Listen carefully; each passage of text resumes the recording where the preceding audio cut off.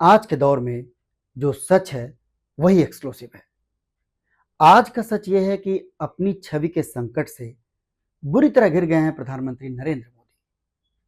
और मोदी जी की बिगड़ती छवि चुनावी राज्यों में, खासतौर पर बिहार में, भारतीय जनता पार्टी की स्थिति भी बिगाड़ रही है। नमस्कार, आप देख रहे हैं एक्सक्लूसिव खबर। मैं हूं विजय। पिछले 11 साल से नरेंद्र मोदी ने अपनी जो छवि प्रचार माध्यमों और मेन स्ट्रीम मीडिया के जरिए गढ़ी थी, वो छवि धीरे धीरे ढह रही है। विकास, अर्थव्यवस्था और रोजगार ही नहीं, नरेंद्र मोदी ने चुनावी हिंदुत्व और चुनावी राष्ट्रवाद को जिस तरह राजनीतिक हथियार के तौर पर गढ़ा, वो भी दम तोड़ता नजर आ रहा है। लेकिन मोदी जी अपने चुनावी राष्ट्रवाद को और उसके पीछे से अपने चुनावी हिंदुत्व में अब भी जान फूंकने की कोशिश में जुटे हुए हैं। इसके लिए अब की बार प्रधानमंत्री नरेंद्र मोदी ने खुले तौर पर हमारी सेनाओं, हमारे फौजियों के शौर्य को बैसाखी बना लिया है। 2019 में पुलवामा के शहीदों और उसके बाद बालाकोट एयर स्ट्राइक के नाम पर लोकसभा चुनाव में नरेंद्र मोदी जी ने खुलकर वोट मांगे थे। लेकिन अब की बार पहलगाम में हुए आतंकी हमले और उसके बाद फौज के ऑपरेशन सिंदूर को लेकर के प्रधानमंत्री नरेंद्र मोदी पहले से कहीं आगे बढ़कर खुले तौर पर प्रचार प्रसार और रोड शो में उतर रहे हैं। 2019 में एक लोकसभा चुनाव जीतने का सवाल था। इस वक्त गुजरात और उत्तर प्रदेश के अपने सबसे मजबूत किलों को बचाने से लेकर के बिहार, बंगाल और नॉर्थ ईस्ट तक का सवाल है। नॉर्थ ईस्ट जहां मणिपुर पिछले 2 साल से अशांत है। इसलिए गुजरात से सिंदूर सम्मान यात्रा का आगाज करके मोदी जी 1 हफ्ते तक हर उस चुनावी राज्य में जाने वाले हैं जहां अगले 2 साल में विधानसभा चुनाव होना है। हालांकि इस साल सिर्फ बिहार में ही चुनाव है, करीब 6 महीने बाद, जहां अपनी सिंदूर सम्मान यात्रा लेकर के 30 मई को नरेंद्र मोदी पहुंचने वाले हैं। लेकिन इतने दांव चलने के बाद भी बिहार में नरेंद्र मोदी अपने ही डबल गेम में फंस चुके हैं। ये डबल गेम मोदी जी अपने एनडीए के भीतर ही खेल रहे हैं, अपने सहयोगी मुख्यमंत्री नीतीश कुमार के साथ ही खेल रहे हैं, जिसमें लोक जनशक्ति पार्टी के नेता और मोदी कैबिनेट में मंत्री चिराग पासवान भी शामिल हैं। आज हम इस डबल गेम की परतें खोलेंगे और बिहार के चुनावी गेम में जो एक और बड़ा खिलाड़ी है, तेजस्वी यादव, उनकी और उनकी पार्टी के नए ट्विस्ट पर भी बात करेंगे। हालांकि बिहार में सत्ता का जो जबरदस्त गेम चल रहा है, उसका सबसे दुखद पहलू है उस गेम से जनता का नदारद होना। यही आजकल की राजनीति है। दिल्ली से पटना तक सत्ता में मौजूद नरेंद्र मोदी, नीतीश कुमार और चिराग पासवान सब अपने अपने दांव तो चल रहे हैं, लेकिन जनता की खातिर नहीं। कुर्सी पर खुद को या अपनी पार्टी के नेता को बिठाने की खातिर। इकलौता मकसद है सबका। नीतीश, चिराग और नरेंद्र मोदी की इस अंदरूनी खींचतान के बीच तेजस्वी यादव ने अपनी दावेदारी मजबूत करने के लिए अपने ही भाई की कुर्बानी तक दे दी है। इस मसले को भी आपको बताएंगे और इसका सत्ता के साथ क्या सियासी कनेक्शन है वो भी आपको समझाएंगे। बिहार में सत्ता के इस गेम में राहुल गांधी इकलौते ऐसे खिलाड़ी हैं जो जनता की खातिर, जनता की ओर से ही खेलते दिखाई दे रहे हैं। उसे आप राजनीति का हिस्सा मान सकते हैं।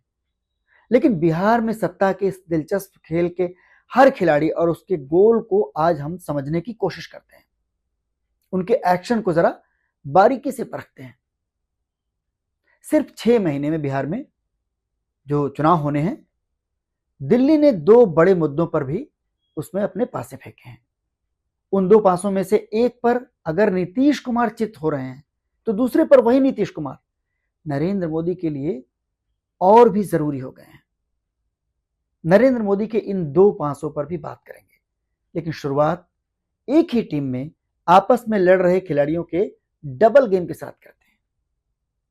पहले बात बिहार के सबसे बड़े खिलाड़ी मुख्यमंत्री नीतीश कुमार के गेम की।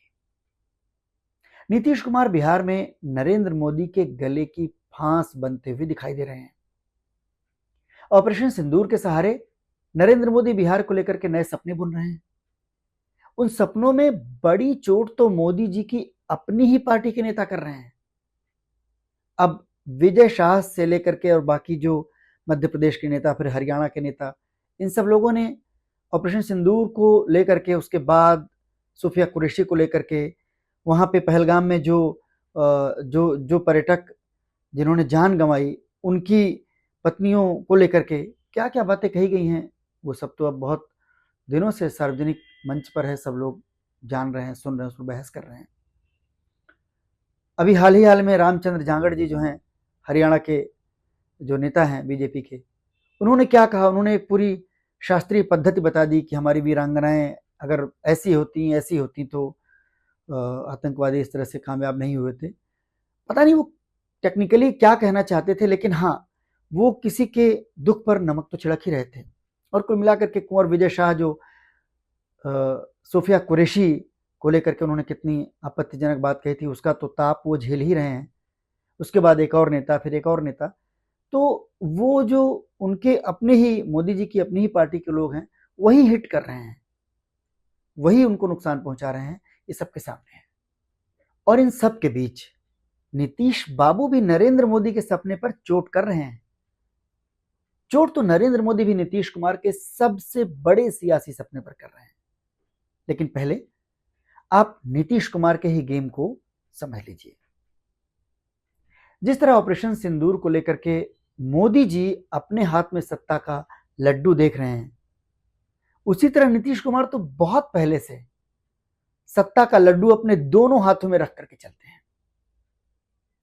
लालू यादव कोई गया वक्त तो है नहीं जिनसे नीतीश फिर कभी हाथ ना मिला सके।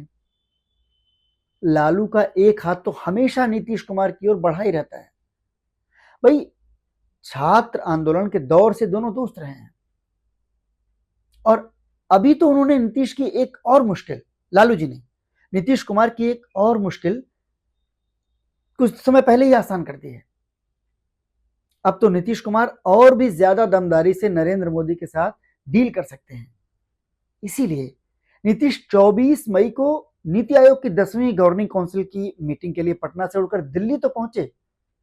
दिल्ली में सारी मीडिया के सामने नीतीश जी ने मुनादी भी कर दी कि नीति आयोग की बैठक में शामिल होने के लिए ही तो दिल्ली आए हैं।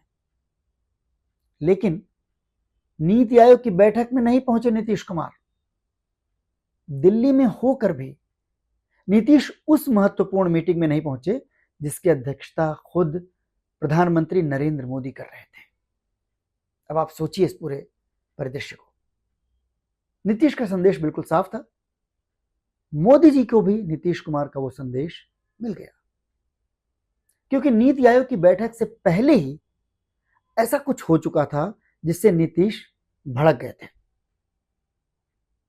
अंदर खाने में चर्चा है कि 24 मई शनिवार को दोपहर 2 बजे से नीति आयोग की बैठक शुरू होनी थी। उससे पहले दोपहर 12 बजे के करीब नीतीश कुमार ने बीजेपी अध्यक्ष जेपी नड्डा से मीटिंग का वक्त फिक्स कर लिया। बताया जा रहा है कि नड्डा से मीटिंग में नीतीश कुमार ने सीट बंटवारे को लेकर के अपनी पार्टी जनता दल यूनाइटेड के लिए पिछली बार से भी, मतलब पिछली बार जितनी सीटें ली थी उससे एक भी कम सीट नहीं लेने की बात उनके सामने रखती। पिछली बार नीतीश के कोटे में 122 सीट गई थी, जिनमें से 7 सीटें उन्होंने जीतन राम मांझी की पार्टी एचएएम को दी थी, और खुद बची हुई 115 सीटों पर लड़े थे। इस बार मांझी सीधे नरेंद्र मोदी और एनडीए के साथ हैं, यानी मांझी या किसी भी सहयोगी को लेकर के नीतीश की कोई जिम्मेदारी नहीं बनती। इसलिए कहा यही जा रहा है कि नीतीश ने इस बार भी अपना कोटा पिछली बार की तरह ही फिक्स करने का भरोसा मांगा। अब नड्डा साहब बेशक भारतीय जनता पार्टी के अध्यक्ष हैं, लेकिन नरेंद्र मोदी और अमित शाह से पूछे बगैर वो शायद सांस भी नहीं लेते होंगे, तो नीतीश को इतनी बड़ी गारंटी वो अपने दम पर कैसे दे सकते थे? नड्डा ने नीतीश कुमार की मांग से कन्नी काटी, तो नाराज नीतीश कुमार ने नीति आयोग की बैठक से कन्नी काट करके मोदी जी को संदेश दे दिया। अगले रोज यानी 25 मई रविवार को नीतीश कुमार एनडीए के मुख्यमंत्रियों की बैठक में भी बड़ी जद्दोजहद के बाद आए और उन्हें बड़ी जद्दोजहद करके लाया गया। अब इसमें कहानी यह है कि बीजेपी के कोटे से बिहार के उप मुख्यमंत्री सम्राट चौधरी सुबह से नीतीश कुमार को समझाते रहे, तब जाकर नीतीश किसी तरह एनडीए के मुख्यमंत्रियों की बैठक में पहुंचे।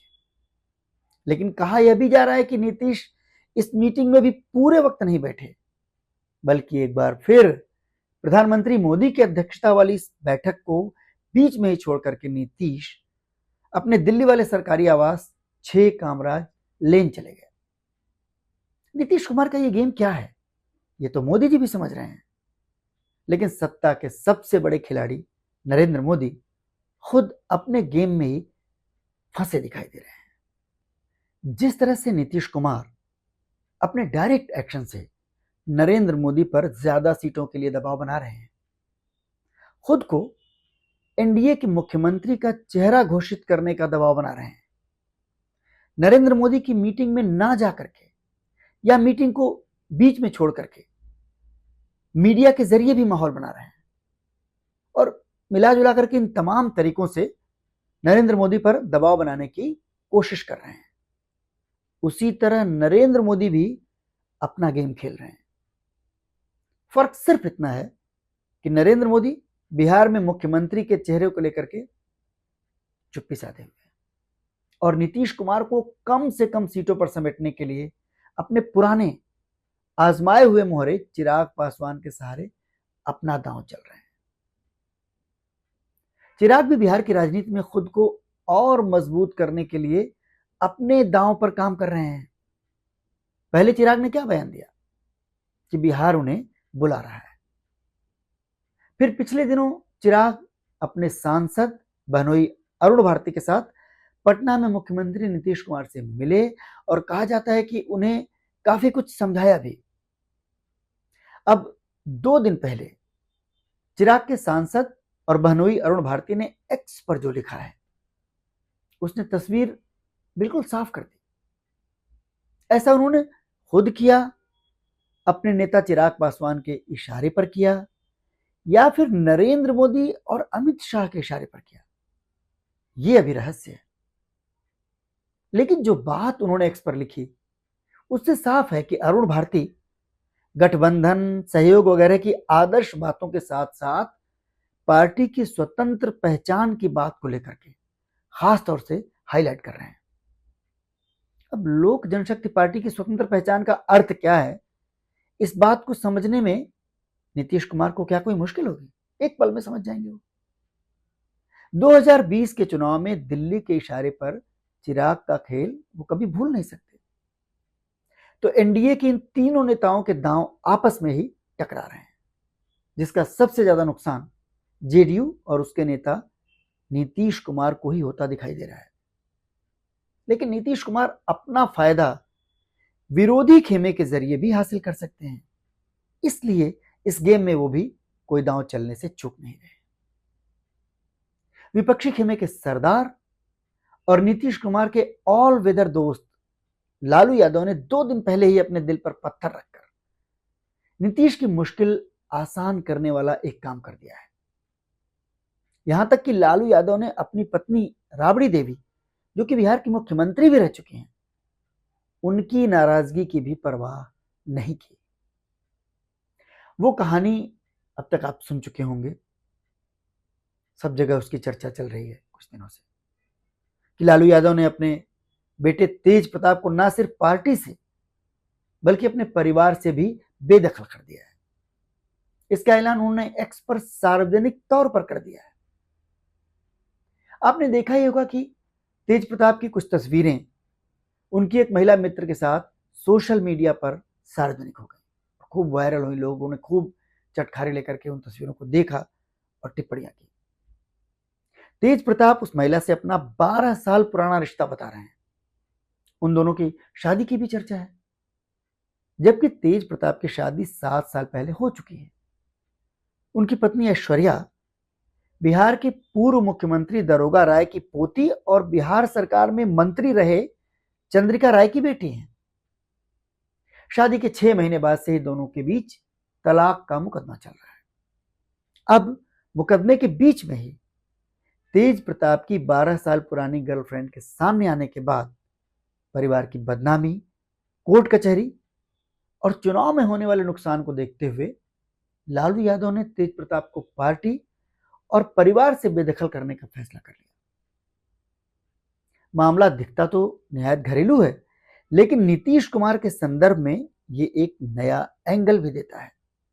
असल में जब जब जेडीयू और आरजेडी ने मिलकर सरकार बनाई है, तब तब लालू के बेटे होने के नाते तेज प्रताप भी नीतीश कैबिनेट में शामिल रहे हैं। लेकिन अपनी हरकतों और बयानों से तेज प्रताप ने हमेशा नीतीश के सामने मुश्किल ही खड़ी की है। ऐसे में अब तेज प्रताप को बेदखल करके क्या लालू यादव नीतीश कुमार को नए सिरे से हाथ मिलाने का कोई संकेत दे रहे हैं? यह सवाल बिहार की राजनीति में इन दिनों खूब चल रहा है और इस सवाल का जवाब नीतीश कुमार ही दे सकते हैं। लेकिन नीतीश इतना तो अच्छी तरह जानते हैं कि उनके किसी भी मुश्किल वक्त में लालू यादव उनके साथ खड़े होंगे। ये नीतीश को यह विश्वास है। बिहार में बीजेपी का मुख्यमंत्री ना बन सके, इसके लिए नीतीश और लालू पिछले 35 साल की अपनी कोशिशों को 2025 में भी जारी रखेंगे, ये तो तय मानिए। नरेंद्र मोदी ने इसी जुगलबंदी को तोड़ने के लिए वक्फ कानून का पासा चला था। इसके जरिए मोदी मुस्लिम वोटों का बंटवारा तेजस्वी, राहुल गांधी, ओवैसी और तमाम दूसरे दलों के बीच करना चाहते हैं। साथ ही हिंदू वोटों को बीजेपी के हक में गोलबंद करना चाहते हैं। Clear polarisation. मोदी सत्ता के इस फैसले से मुस्लिम वर्ग नीतीश से नाराज भी है, लेकिन नरेंद्र मोदी का फेंका हुआ दूसरा पासा नीतीश की अहमियत को बढ़ा भी रहा है। प्रधानमंत्री नरेंद्र मोदी ने राहुल गांधी के एक बड़े मुद्दे की धार को कम करने के लिए जिस जाति जनगणना का ऐलान किया है, वो कब होगी, कब उसके आंकड़े सामने आएंगे, उनसे गरीब, दलित, पिछड़े और आदिवासियों की जिंदगी पर क्या असर पड़ेगा, कुछ पड़ेगा भी या नहीं, सब हवा हवा ही रह जाएगा, ये सब चीजें कौन बता सकता है? सिर्फ मोदी जी बता सकते हैं।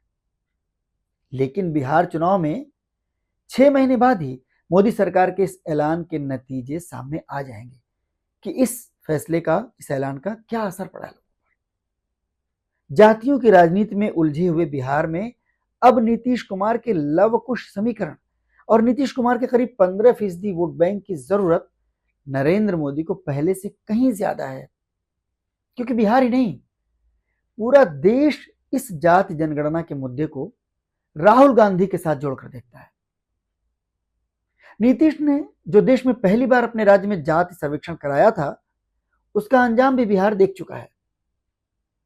राहुल गांधी की लकीर भी सिर्फ जाति जनगणना कराने तक सीमित नहीं है। उसके बाद क्या होना चाहिए, इसका रोड मैप भी देश के सामने राहुल गांधी रख चुके हैं।